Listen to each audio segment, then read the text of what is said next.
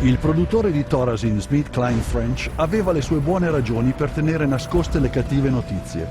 Solo nel primo anno SKF vide un ricavo del 3000% dai suoi investimenti originali. Mantenendo nascosto al pubblico e alla stampa i seri ed invalidanti effetti collaterali, eminenti dottori e psichiatri si incontrarono in Porto Rico per gettare le fondamenta per l'espansione delle droghe psichiatriche nel futuro. Lo psichiatra dottor Nathan Klein scrisse nel rapporto finale della conferenza: The present breadth of drug use may be almost trivial when we compare it to the possible number of chemical substances that will be available for the control of selective aspects of man's life in the year 2000. Il dottor Klein capeggiò un movimento che divulgava nuovi farmaci psichiatrici miracolosi sul mercato mondiale, sostenuto da un'imponente macchina pubblicitaria dove spendeva centinaia di milioni di dollari.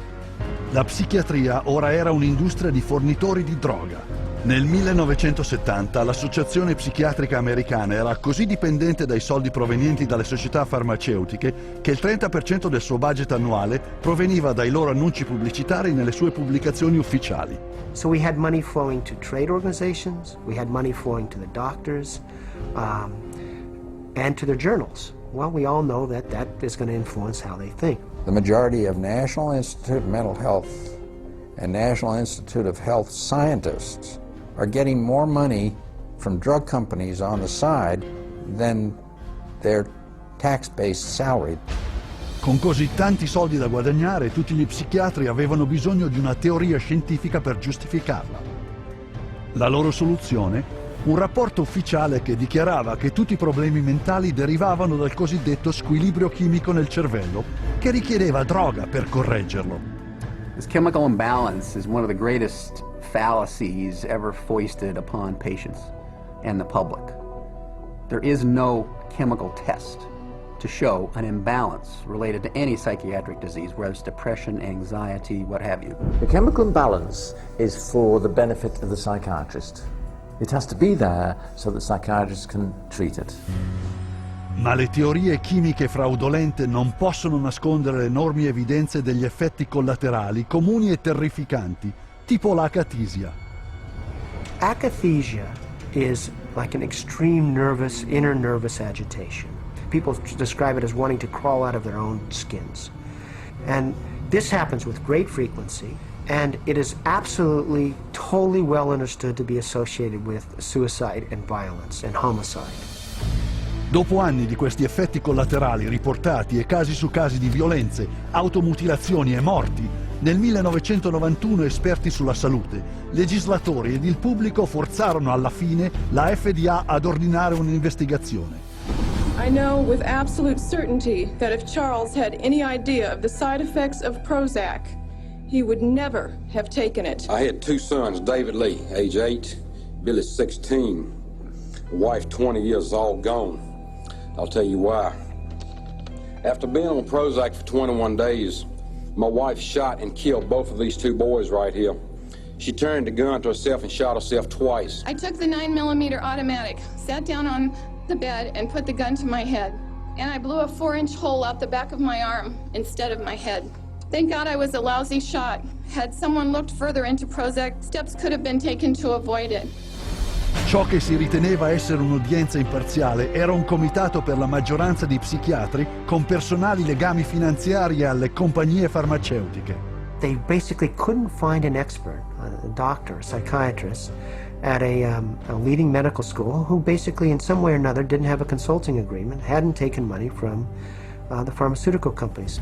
I do not find from the evidence today that there is credible evidence to support a conclusion that antidepressant drugs cause the emergence and or the intensification of suicidality and or other violent behaviors.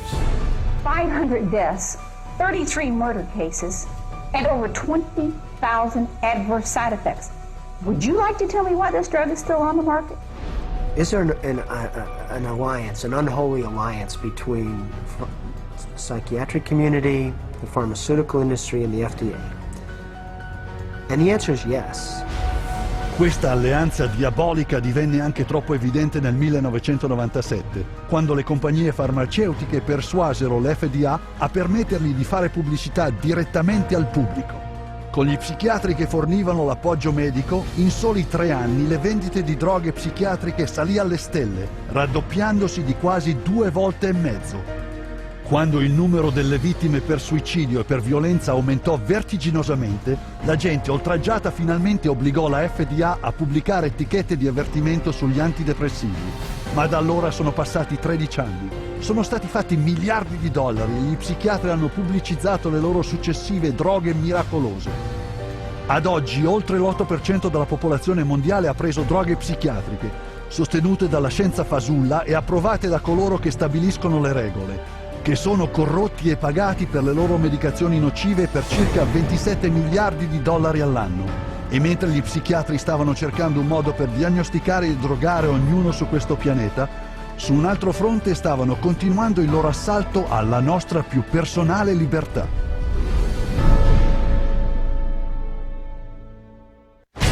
Gli psichiatri richiedono l'assoluto diritto per determinare quale sia la migliore soluzione per il cosiddetto malato mentale. Dopotutto i malati mentali sono pazzi e non sono capaci di valutare il loro trattamento.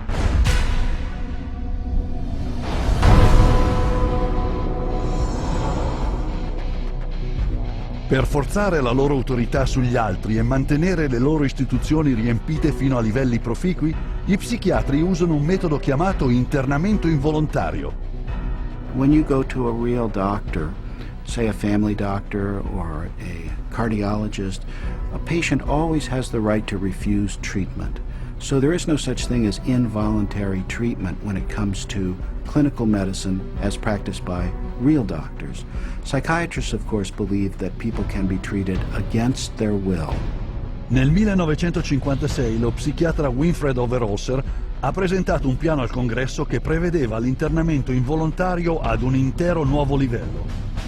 Il piano? Acquistare milioni di acri del territorio incolto dell'Alaska, costruire una grande casa di ricovero mentale, cambiare la legge dell'internamento così che chiunque vi potesse essere spedito senza niente di più di un semplice cenno di uno psichiatra.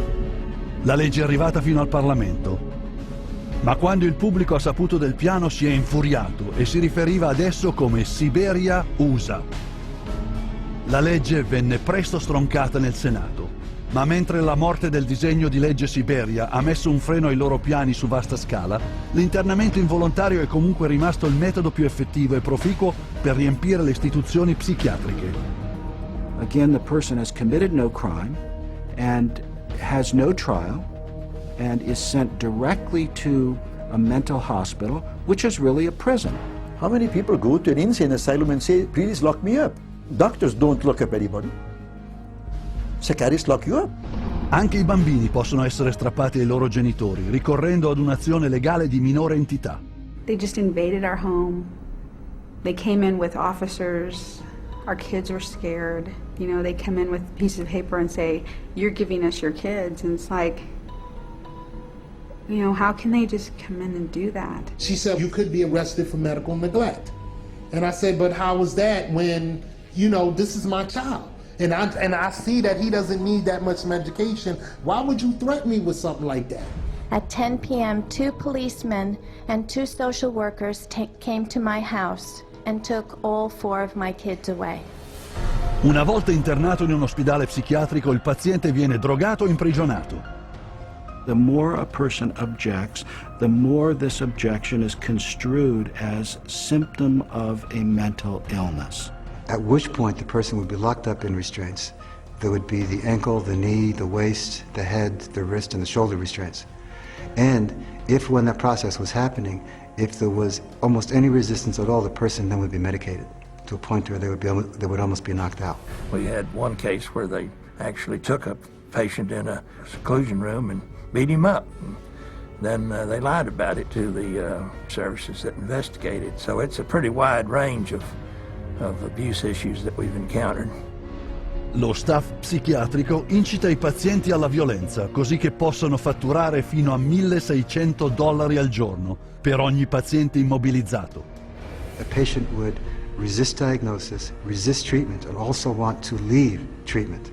while they were at the hospital, and invariably, every time, that person's situation would be exacerbated until they were put in constraints and medicated, at which point there would be documented reasons to keep that person in treatment.